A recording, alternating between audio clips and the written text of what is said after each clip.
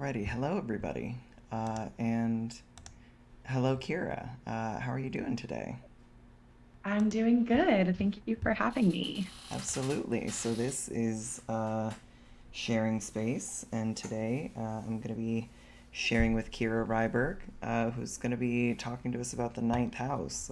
This is something I've been chatting about a little bit on the stream since it's the perfection year that I've gone into. And so I was like, wow, like this is perfectly timed. Like I'm really excited to, because, again, it's something that obviously I'm interested in and that, I've been working on learning about, but it's not something that I guess I would say I've like, done enough dedicated study to like talk about it for a whole hour. So, but so like, tell us about your work. Like, who are you? Like, I know you from Twitter. Yeah. But yeah, introduce yourself. Yeah, so I'm Kira. I'm an astrologer. Um, I practice primarily Hellenistic astrology, but also like some modern, some medieval, other kind of traditions incorporated in. And yeah, you can find me on Twitter. You can find me on the internet. I'm not good at these introductions. I'm like, what does one say about their practice? Yeah. My dog is trying to come in. Come in. I might just have to let her in really quick, or she is going to scratch at the door the whole time. I'm That's so fine, no sorry. worries. I'm pro dog. Yeah, she likes to join, so sorry about that. But No, that's okay. she'll be here. Oh, She's a oh, oh sweetie. my Yeah. goodness. Okay, this is so, Um, I'm extremely pro dog. Yes, I am too. I'm so sorry, but she's always has to come in like whenever I'm doing readings, she likes to join and stuff. Yeah. So Aw. think of her as a little guard dog. Yeah. Um, but yeah, I've been really into astrology, practicing professionally for I think around 2 years now. Opened my practice officially about a year and some months ago, Mm-hmm. with my website and everything, and just been seeing clients and doing that kind of work there. And I have a guidebook out that is basically like a beginner's guide to traditional astrology. Oh, So I've done some yes. of that, and yeah, now just looking to continue my work and really excited about what's coming up and different offerings and stuff like that. Yeah, so what I mean, what do you have coming up? Ninth house, one of the topics I know is astrology and divination, and so Yes. like please feel free to, tell us about, what you've got going on in your practice. Yeah, I am working on putting together like a couple lectures or workshops. I was thinking about actually doing one on the ninth house, so this seemed Mm, really timely. great. Well, I'm Just glad to be a because, beta tester. yeah, exactly.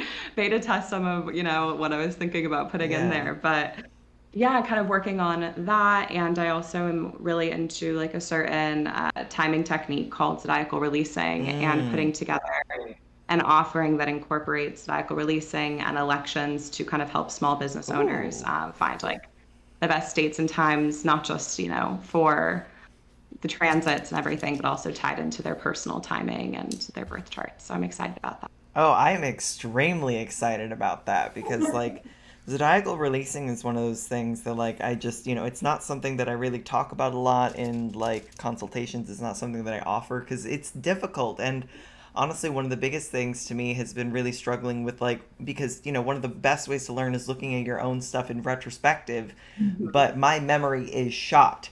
So it's really difficult for me to like look at like a peak period or something and be like, what happened then? I'm like, I Yeah. can't even imagine. So I'm really excited that Yeah. there are people like you who are good about it and like, and passionate about it. You know. Yeah, it's such a cool technique, but it is so memory based, which is makes it really difficult. Even I was talking to a client about this yesterday. I try to send like dates ahead of times if I know they're going Mm, to be important that we need to talk about because it never works out when you put someone on the spot. Like, hey, do you remember what happened like 8 years ago from yeah. June of, like that just doesn't normally ring many bells for people. So it's yeah, very memory-based technique, but I think as we get into an age where we're constantly online and we have documentation on photos and things like that, it's getting a little bit easier to kind of piece together some of those maybe like forgotten bits. even if we don't Mm. have them in our own memories. That's true. Yeah, like if I wanted to like go back and look at some stuff from like high school, actually maybe I could look at because I have a lot of I Yeah, joined Facebook when I was like 16 or exactly. 17 or whatever. So and I have, back then I feel like in like 2006 people did upload a lot more stuff A and you lot. posted like so many status updates during the day. I was like we were using Facebook like Twitter, like just all of these like little like status updates during the day. Now I write one every like 4 months. Yeah. Yeah. It's definitely a different rhythm and pace nowadays. But yeah, I find using like that or looking back at emails that you were sending at the Mm. time too. Yeah, photos, all of that good stuff. It can really get you down to even like specific days, which is really useful if you're looking at like the L4 periods, which I'm not sure if, the people listening know about zodiacal releasing and what it is and all Yeah, that. But yeah, right. it can be really useful for that for sure. Yeah. So, all right. Well, why don't we? This is gonna be a shorter one today. So let's just get into the meat of the thing. Yeah. Let's talk about the ninth house. Yeah. So, I So mean, go ahead and lay out what are we looking at in the ninth house? What lives here? yeah, well, my personal opinion is that the journey to kind of self-discovery is what lives in the Mm. And I think that that's really, shown through the fact that the sun has its joy there. So the sun rejoices in the ninth house, and that's kind of its favorite place to be in the Mm-hmm. chart. And so when you think about the fact that the planetary joys actually influenced like the meanings of the houses and the significations of the houses, we kind of can understand where a lot of the different meanings and significations come from just by thinking about that principle alone. It's the sun is intelligence, and we often associate the ninth house with education. It's like our spirit, and we often associate it with like religion, and it's also called the house of God and spirituality. And it's where we see philosophy and travel, like long distance travel. And Mm. my kind of view on the ninth house as a whole is that it's really where we go to kind of shape our worldviews. And that can be, cultural, that can be political, that can be so many different things. But all of those kind of inform who you are and like that journey through all of these different places and things that are different to you and foreign to you can help you kind of Mm. discover who you are. True. Yeah, and so I think that there's a lot that you can look at with the ninth house. Like you said, it's also divination, and it's, where we see astrologers and astronomers, and there's a lot of sciences that are associated with the ninth house, but primarily it was, also seen as the house of omens, like when you do horary astrology and you were to pull a chart for, like a dream, for example, to Mm. interpret what a dream meant or what the omen in the dream Oh was. yeah, You wasn't it look, like Bonatti or something? I remember Oscar yeah, Diaz talking about it, about doing dream horror, and I yeah, was like, "What?" Like, so of course now, yeah. like if I can remember in the middle of the night, it just like I'm like sitting there squinting at like Astro Gold on my phone at like, 3 something in the morning, like, "Oh, what did that mean?" Or at least like pulling it up Exactly. so I can look at it when I'm awake in the morning. Just like, "Oh, I Yeah, when need to you're like, awake. I'm always an astrologer about it. I'm like, "Oh, what time is it? Let me you know. I know I'm the same way. I just wake up like I'm like just screenshot the chart and look at it later, try to figure out what the dream meant. But yeah, you can look at, the ninth house for that. And I think that there's just so much that lives in the ninth house, so many different topics that are kind of all tied together about like coming to grips with who you are and figuring out who you are. And I think that that's the really beautiful part of the ninth house, and especially when you have activations like you have right now going through Mm, a ninth house perfection year, you start learning like what you want to devote time to, like what you want to study, true. what you want to invest in, what you want to learn about and, devote yourself to in some sense. And it is a house of devotion in a lot of ways. That's a really good point. Like, I've really been loving all of the like Caden houses discussion recently and like talking about the busyness of them. And I was like, holy shit. Like, that makes so much sense with the third and the ninth. Like, I think about like Yeah. just for like the religious example, people always talk about the third house is like folk, it's like lowercase r and the ninth is uppercase r. And it's like it's the Mhm. same thing. Like the lowercase r, constant routine busyness, is your altar that you tend to every day, is your Yeah. prayers that you say every day. And then the capital Mhm. R version is like mass being held every day. Yeah. And like, Yeah. the different liturgical holidays and stuff is the ninth Yes. house. There's always something coming up or some period or whatever. So I was just Yeah. like, Or wow, like you're religious so pilgrimage. occupied. Yes, absolutely. There's such a difference. And I think it's fun to contrast that as well with like the third house being the joy of the moon. And, the Mm, moon is constantly waxing and waning and changing. And like you said, that's the ritualistic component of it where you're going in and out day by day and doing all of the things that inform your faith and your belief and your religion or spiritual practice. And then you get to the ninth house and it's the sun. And all of a sudden we're moving a lot slower. It's the moon's going to be moving at a much, much faster rate than the sun is. And so you get more of mm, those long-term goals, those long-term visions and beliefs and, long distance journeys that shape who you are and how you define yourself and how you define your sense of home as well. All of that kind of yeah, stuff can really be shown, I think, in the different joys in the house of the goddess and the god. absolutely. Yeah, I think it's just a really beautiful place for that. And it talks a lot about travel as well and like long distance journeys. And I'm not sure if you've traveled much in your life, but I have a ninth house stellium and I moved abroad and like live abroad now. And so I feel like one of the first things I ever heard about the ninth house was Austin Coppock on the astrology podcast, like the signs episode or the houses episode.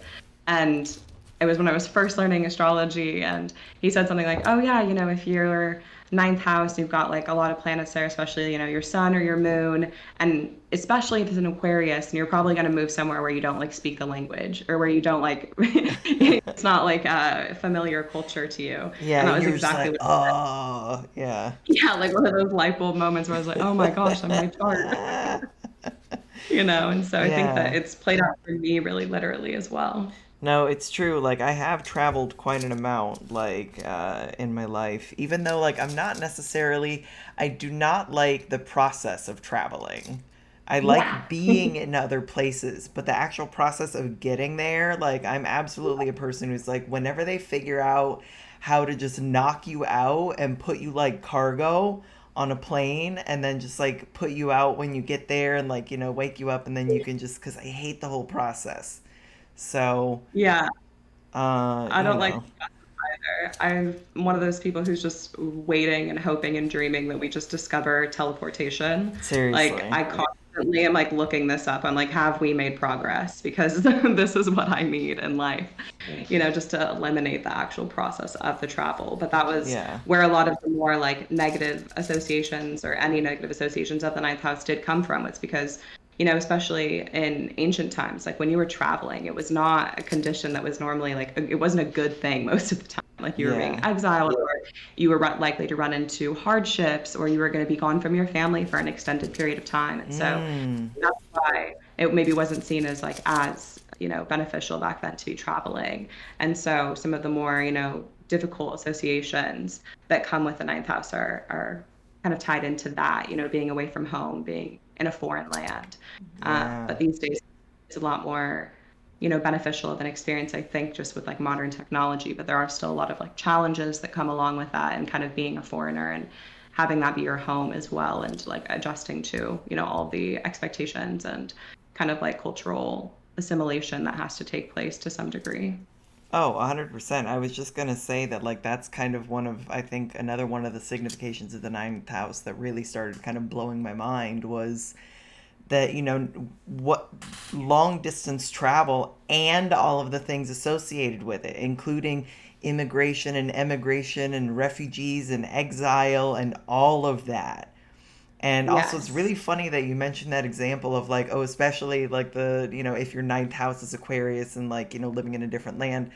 So I have my sun and Mercury in the ninth, and Okay. my grandfather was an immigrant.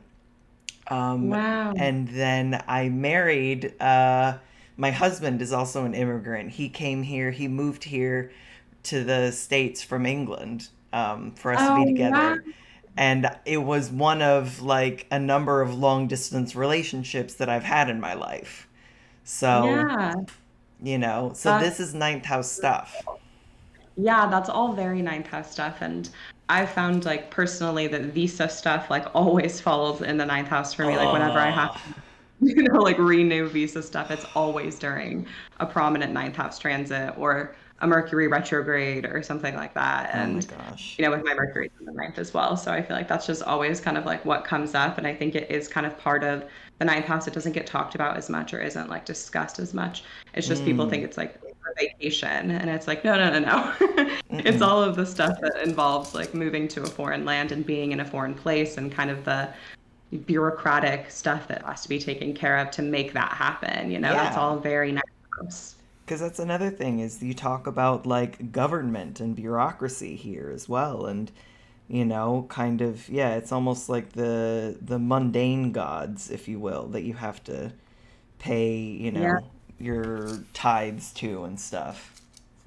Yeah, and even just thinking about how, we used to think of kings kind of like being our access point to divinity. And so Mm. that kind of where I think that really comes into play with who are you listening to, who's making the rules, and you trusted the people that were making the rules were getting that straight from the mouth of God or the gods. And, I think we can see how that's influenced even just the political system in so many countries today and like Yeah. the maybe not positive side effects of that in some Oh, for sense. sure.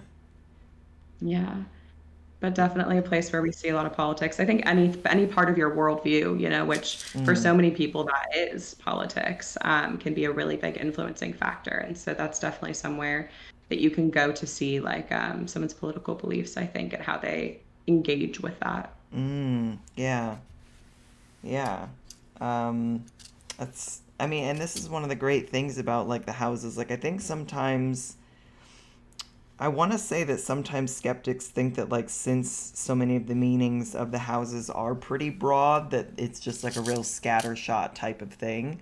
But it's like in a way, Yeah. like you only have 12 houses. Like, they are going to end up being complex. Like, I think that that breaking it down into 12 signs and breaking things down into the planets does generally cover kind of a lot of the broad Yeah. overall topics, but then you are going to have to go down into the roots and explore each one of the little tendrils as they go out to really touch on all of the possibilities.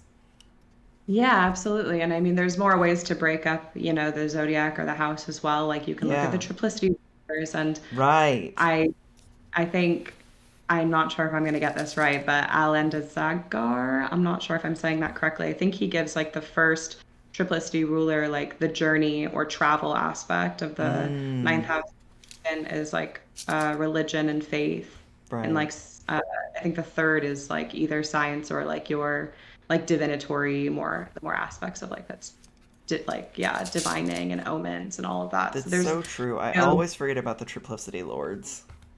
yeah, they're trying. They keep calling me, and I like it's one of those things where you should really spend more time with them, but for some reason they just don't stick in my brain, Yeah. and we're working on it. Right. And this is the thing is it's a process, like the ninth house is Yeah, a process kind of based house. yeah, it's a very long form learning journey. It's like I always say people that have prominent placements there are kind of like eternal students. They never Yeah, want to nothing's stop ever learning. done. Like it's Yeah, always still just moving. it's a continuous process of Mm. learning and discovery. I think it's because we never ideally, stop growing and changing and evolving as humans, and therefore our beliefs are constantly shifting and shaping our worldviews and our perspectives, and they are broadened or, maybe not broadened by the experiences that we have and like encounter out in the world. And so through those changing experiences, we really kind of see the changing of ourself and like the tides and ebbs and flows of the ninth house, I feel. Mm. Yeah, ebbs and flows. I really like that. Yeah, I feel like ebbs and flows is one of my favorite like astrological kind of key phrases because I think it's so much of what astrology is kind of helping navigate the ebbs and flows of life. Yeah, true. Very true. Yeah. But there's Yeah. other ways to divide up the houses as well. You've got like the decans, you can divide up the signs and kind of look at, more specific parts there. And Mm. you, True. yeah, the minor arcana that are associated with, the tarot cards that are associated with like your sign that's in the ninth house and stuff like that. So there's further ways to kind of like break up all of the different meanings. But I think a lot of them do really tie back into that principle is like the sun as, the joy of the sun and really like thinking about what that means and how it informs intelligence and worldview and like our faith and perspective. And I think that's so much of just like what it all comes back to when you're talking about the ninth house. Hmm. Yeah, I think one of the things that I think about with like when we're thinking about the sun in relation to this house is like um the loneliness of the sun. Mm, Like being having others depend on you, but having to stay far away, essentially. Or like your yeah. duties requiring you to be removed from those around you. Yeah, absolutely. And, so many of the journeys that you take in the ninth house are pretty lonely, like Mm, travel can be, even though it's incredibly beautiful experience, it can be a very lonely one, especially if you're solo traveling. If you're going on, like a religious pilgrimage, like that might be a very lonely experience, even if you feel like you're, you know, like convening with God or yeah. whatever the purpose of the experience is, or if you're going away to college for the first time, you probably feel really lonely there like, before you've made friends. And I think a lot of those journeys, they kind of make you feel a little bit uncomfortable. And that's kind Mm, of part of figuring out, I think, what you believe in, because you have to be exposed to opposing viewpoints to really understand what you believe personally. And I think that's a very huge true. part of that ninth house experience. Yeah, and I think there's something like, yeah, there is. I mean, I think there's a reason that a lot of like religious, initiations and quests and stuff, end up happening in isolation and like you being put out on your own to figure this stuff out. And, I think about all the like times that I've seen, like some kind of a student being like, oh, but please, I need to like understand this. And it's like, just I can't give you the answers. Like you just have to Yeah. experience it. You have to wait for the sun to like move Yep. throughout the sky and like that light is only going to come when it comes. It comes in its own time. You can't Hmm. force it, you can't rush it, you can't push it like Yeah, it's the embodied, wisdom. That's not mm, wisdom that can be just read in a book and ready to go. It's like it has to be lived in and experienced. And I think that's why it takes time and that's why it's so valuable. It's not something that can be immediately understood. It's something that you have to mm, sit with. And like you said, like that journey, it's like when the sun chooses to illuminate, that's when you get that illumination. But you can't force the sun to shine on you. It's going to shine wherever it wants to shine. yeah, like I'm trying to think. I think I remember gosh, last year like especially I think especially last year we were really working through stuff on like Netflix that we hadn't seen before because everybody's been spending more time at home in these troubling and uncertain times. Yeah. And we watched like all of Avatar: The Last Airbender and The Legend of Korra, which both very good.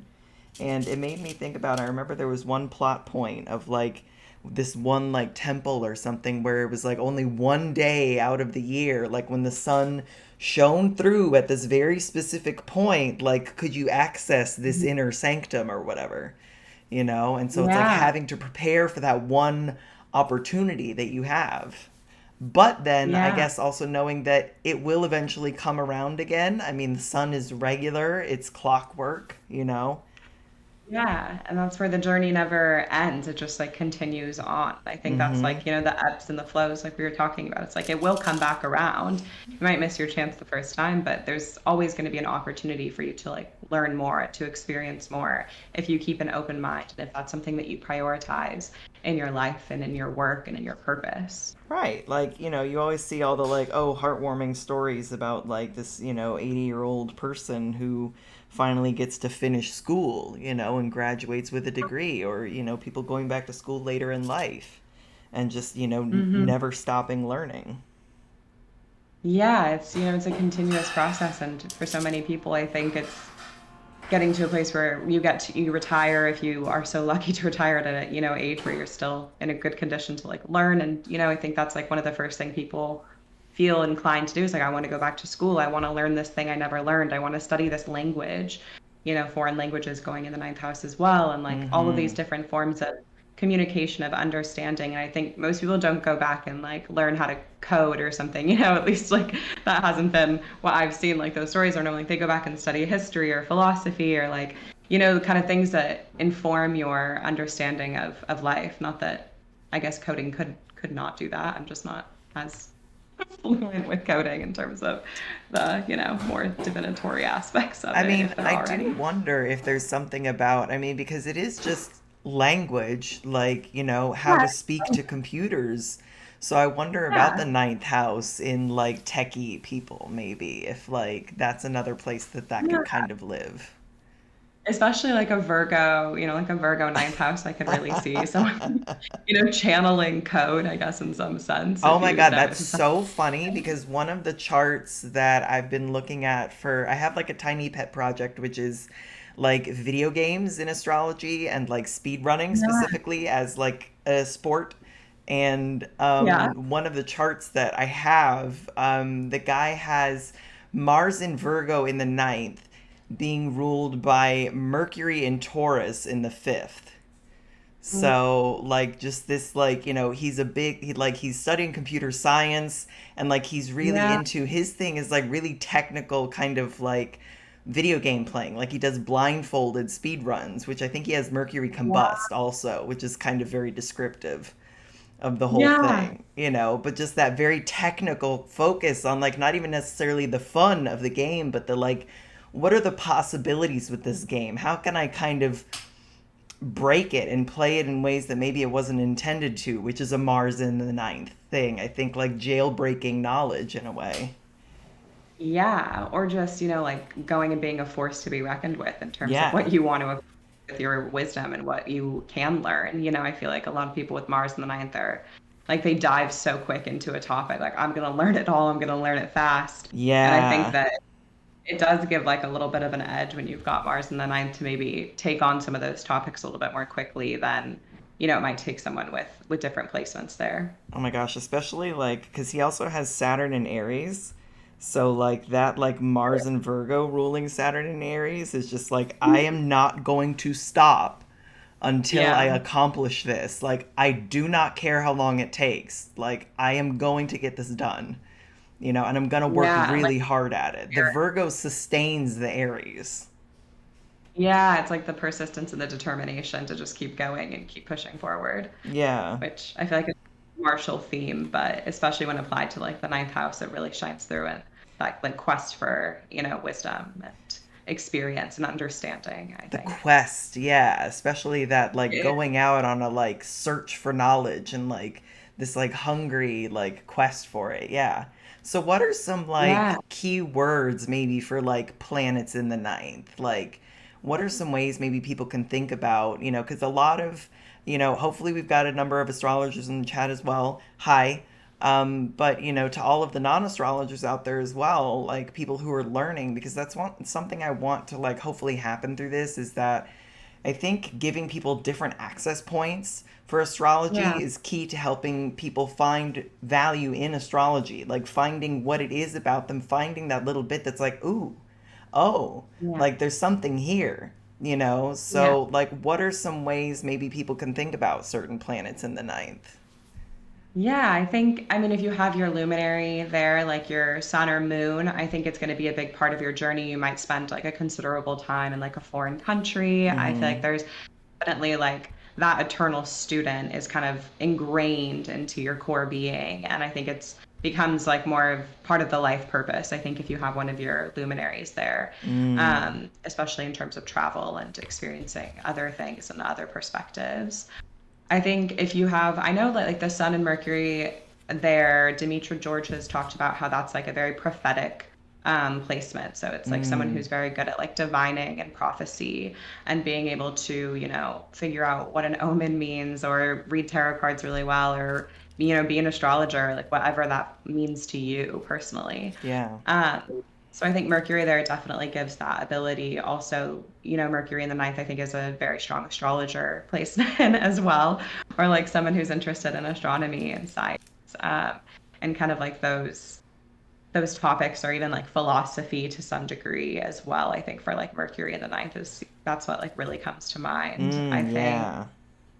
Venus in the ninth, that can definitely be, like having a love of like foreign cultures, foreign music, like international. people, places, things. I feel like there becomes kind of like this love for other, for foreign films. I know like a lot of people who have that placement who just like love to watch foreign films, and Mm. you might have like a partner who's from a different culture or religious background from you or something like of that nature as well if you've got that placement. In the ninth, I think it's also like makes, I think people with Venus in the ninth might have like more enjoyable vacations, like, Oh, they're true. Getting for pleasure. upgrades. Yeah, travel for pleasure, whereas I think Yeah. like Saturn in the ninth is less likely to travel for pleasure, more of like travel for like the journey, for the religious pilgrimage, or like Mm. for business or something like that. It maybe isn't the same type of vibe as Venus in the ninth.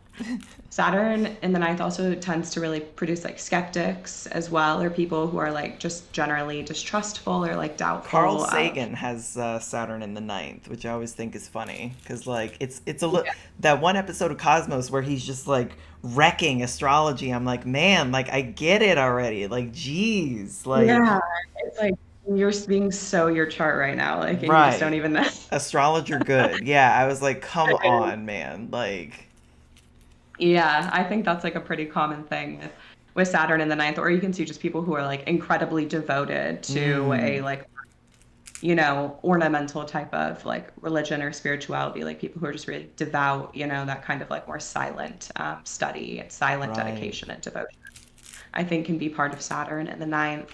Jupiter there to me is like the great teacher, it's the person who wants to go on and like bring that knowledge to the masses in some kind of way. I think that Mm-hmm. that's really profound with like Jupiter there to really dive deep and want to Mm, learn all of it. Jupiter to me is always go big or go home. And I think when that's applied to like, the person who has like all of the deities, or like I worship all of the gods, or, yeah, or just like the like that. super devoted. Like I think of like when Oscar Diaz was talking about like having like Jupiter and Scorpio in the ninth. I was like, this makes so much sense. Like because just the like, yeah, I really loved his like talking about just being like a Sith Lord with like one single apprentice, like showing up in like hooded cloaks to like future conferences.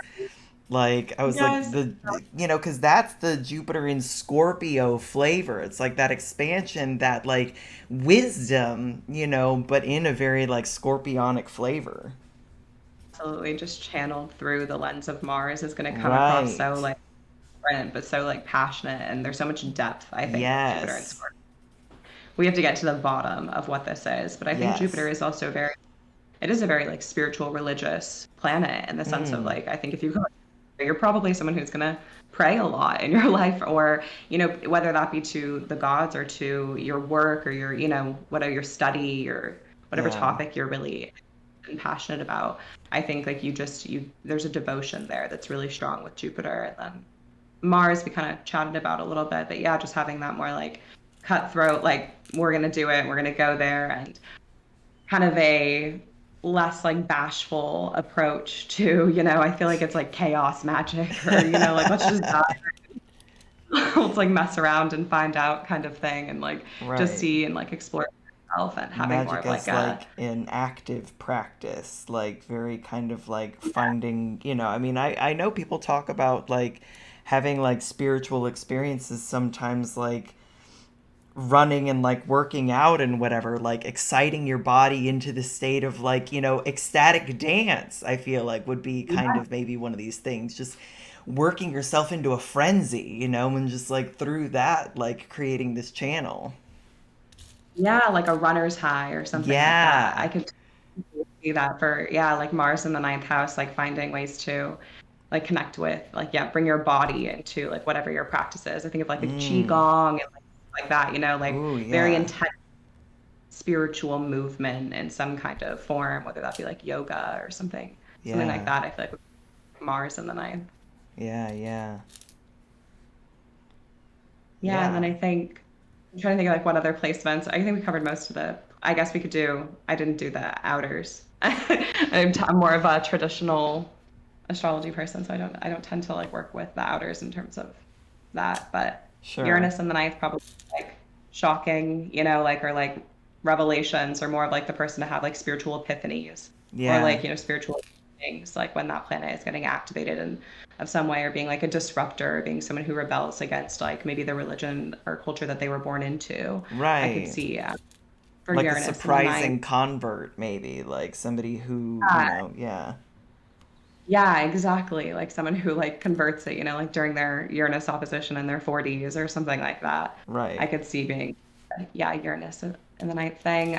For Neptune there, I feel like I always think of Neptune as like the great dissolver. Like it kind of creates Mm, like fog or this haze, but I do feel like that would, to me, is like a very psychic kind of placement, being able to like truly channel and get lost in kind of the fog that Neptune brings and allow like divine messages to come through and kind of use yourself as that channel for that. I feel like in Neptune there's very psychic, but maybe less about like the boundaries and the hard lines of like what are the rules of the religion, where I feel like Saturn is more like we're gonna follow the like the commandments and we're gonna, it's more like by the book, whereas I feel like Neptune's a bit more about like what do I feel is like right and good and true and honest, and more about the feeling aspect of it.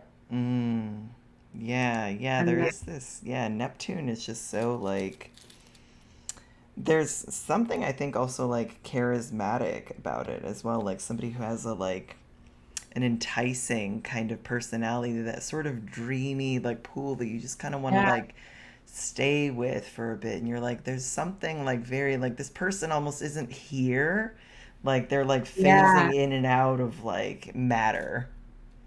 it feels so ethereal to me. And if you think Yeah. about, like people who have Neptune like on their ascendant or on their midheaven, you really get that kind of like fairy vibe or like this ethereal, Mm. magical kind of energy. And I feel like it really comes through pretty strongly with certain people who have that. And I think a lot of actors as well have like Neptune conjunct like a personal planet, like the moon or something, being able to transform and like take on Right. new roles because you're just there for a moment. It's almost like a passing moment in time where you can become something else, become like part of, get lost in the smoke and mirrors of Neptune and Yeah. present something that feels really believable, like a distorted version of reality. It's so like soft focus. Like I always think of somebody just like, yeah, like putting like, Vaseline on the lens or whatever. Like, Yes. Neptune as the like the blur.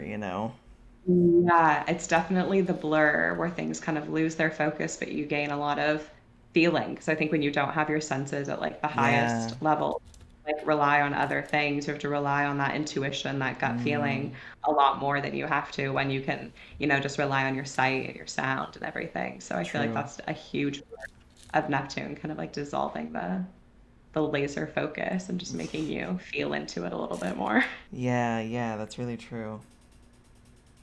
Yeah, and then I mean Pluto in the ninth, I feel like that Pluto just brings a whole lot of depth, I think, Mm, wherever you go. And I think wherever it is in the chart is really a point of where you go there, where you kind of experience like the end of your reality to some degree. And it's kind of like yeah. what pulls you to hell and brings you back out again is kind of like where I think about like Pluto in a chart. And in the ninth house, I feel like that's kind of like going into the deepest form of like what is, meaning, like just Mm, absolutely getting lost of like what does anything mean and like what is the value or what is the meaning of a soul and what is the purpose and how do we define that, and going through all those different journeys. I think someone with Pluto in the ninth might have a lot of really profound experiences through, traveling through like through education, learning all of mm, the different ninth house topics, religion, spirituality, philosophical studies. All of those things could like cause, some type of like, I don't know if ego death is the right word, or but like some type of like, bringing you through something to come out the other side and kind of realize that you're no longer what you were when you started that journey. You've become something else. right. Yeah, like Pluto is the like crucible kind of.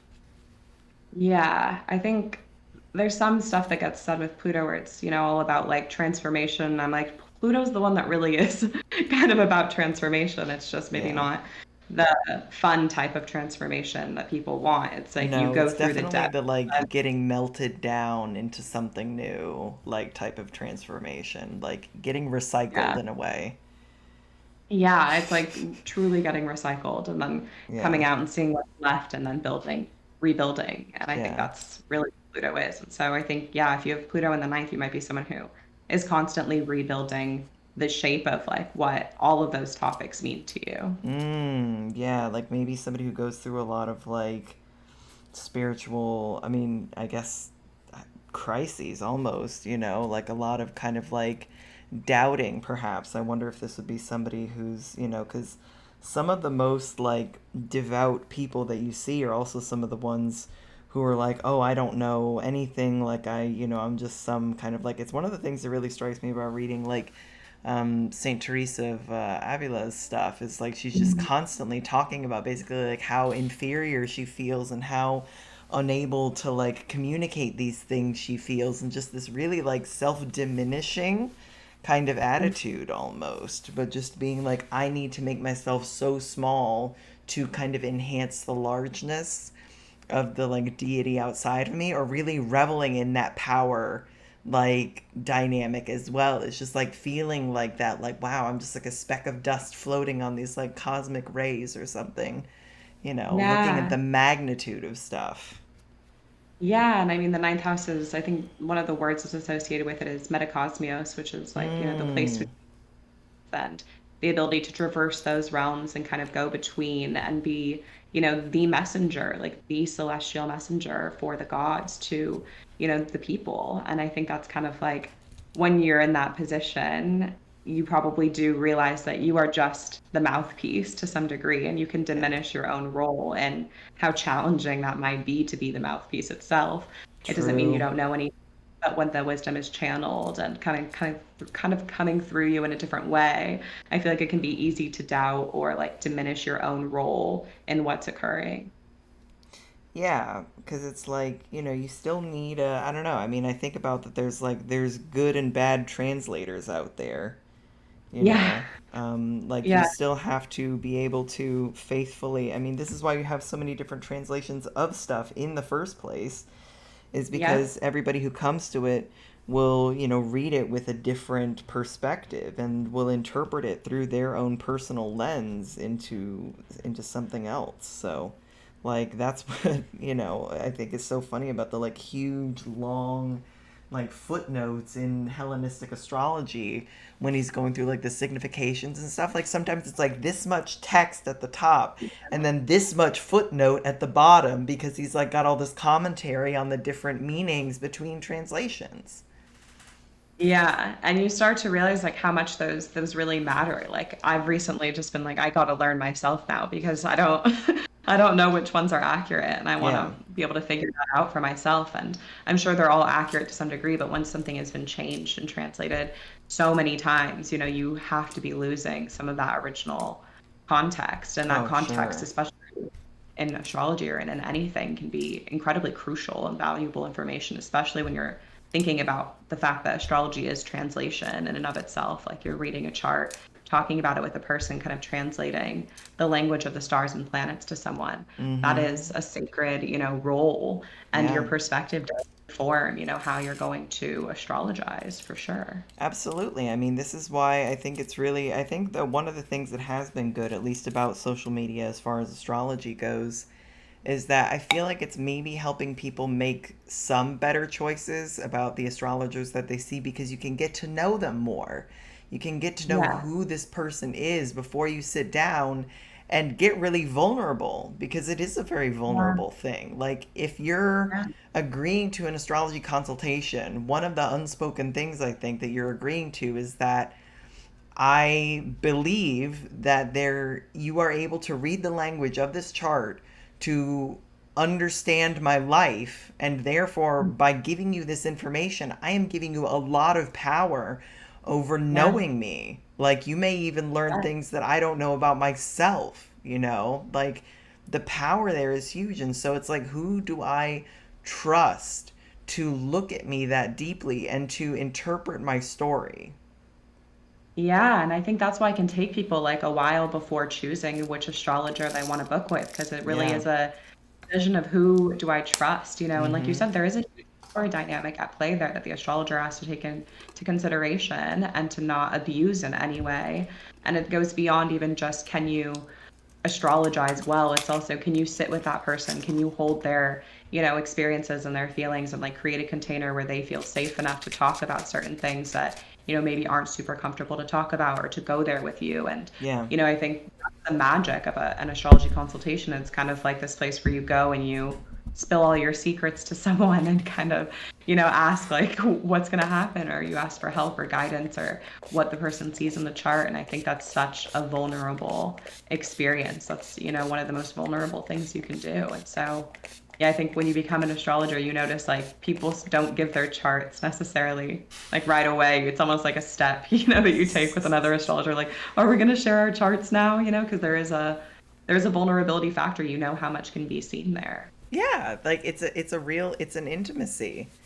Yeah, And so I always thank people for sitting down with me and like thank you for trusting yeah, me to do this with you. Like thank you for allowing me to sit and to, for you to tell me, because essentially really the way that I look at it is that, people bring obviously their own story to the table. Like they've lived all of this experience, and my job is to, sit with them and help kind of maybe, extrapolate more on this stuff or get more detail on it through approaching it with a different language. I'm just the yeah. facilitator, the messenger, the interpreter, like we've said. Yeah, just like the person who's reading the chart in some degree, which is, yeah, like you said, it's such a sacred role. And it is something to be, yeah, I always thank clients as well. I think, it's one of those things where it just feels like something magical and special is happening when you sit down with someone and choose. Like there's that engagement as well. Like we're both here for an hour, we're fully engaged, we're not on our phones, we're going to dive into this. And this is like a sacred art, this is like esoteric wisdom. This is something to be respected and like honored. And that's definitely how I approach and practice astrology. Is I do think it is like a sacred art. This isn't like, it's not a game to me. This isn't a joke. This isn't like your horoscope in the sun sign column. This is real that's happening, and I think that's what's so magical. It's such a ninth house experience, is like going to see an astrologer. Yes. Yeah, just Like a getting liminal.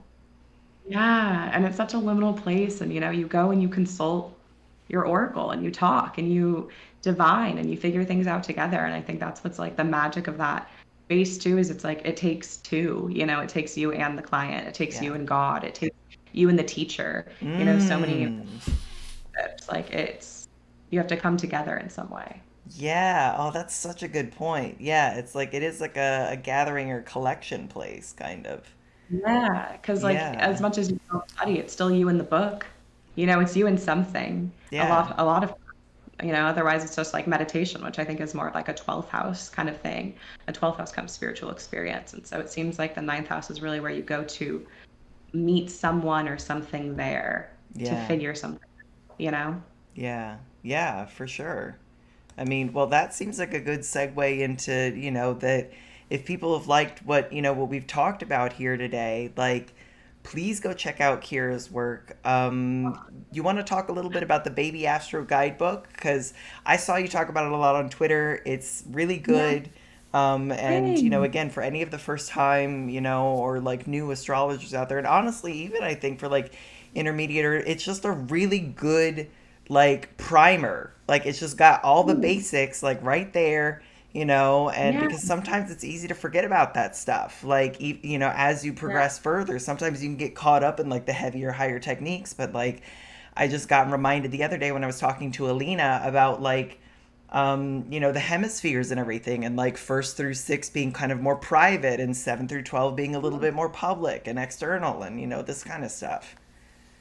Yeah, absolutely. I mean, I created it just because I feel like sometimes it's hard to find all of the information in one like easy to reference place. Like Yeah. there's Twitter threads and they're all like scattered, and sometimes like you don't want to pick up a 600-page book to try to figure out like what you want, like there's so Yeah. much value in that. But I think that there needs to be more of like the intermediate step of like, Yeah. what if I don't want a 600-page book? What if, but I still want to be able to just read a chart and Mm-hmm. not feel like it's like I think there's a way to make astrology like fun and accessible and not feel like so daunting, because I Yeah. think sometimes it does feel awfully daunting, especially when you're learning like the ancient techniques that have been around for thousands of years, and the ancient authors are telling you if you misuse it they'll curse you and like there's a heaviness there, you know what I mean? And sometimes it's like, okay, but can we make it light and easy for the first time someone's learning? And that's really what I try to do, is just have it be like your friend teaching you astrology, and by the time you get to the end of it, you know the core concepts. You can start reading charts, you can start practicing, and just kind of really solidifying down like certain concepts that I feel like are maybe skipped over,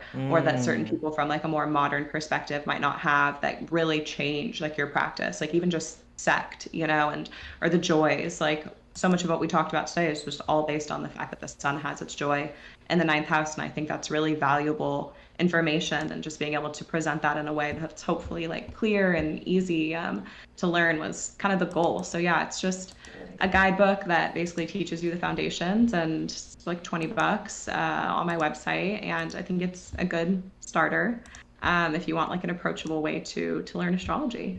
Yeah, I went over to your Twitter to like get your links and stuff, and I just noticed that your location is the ninth house.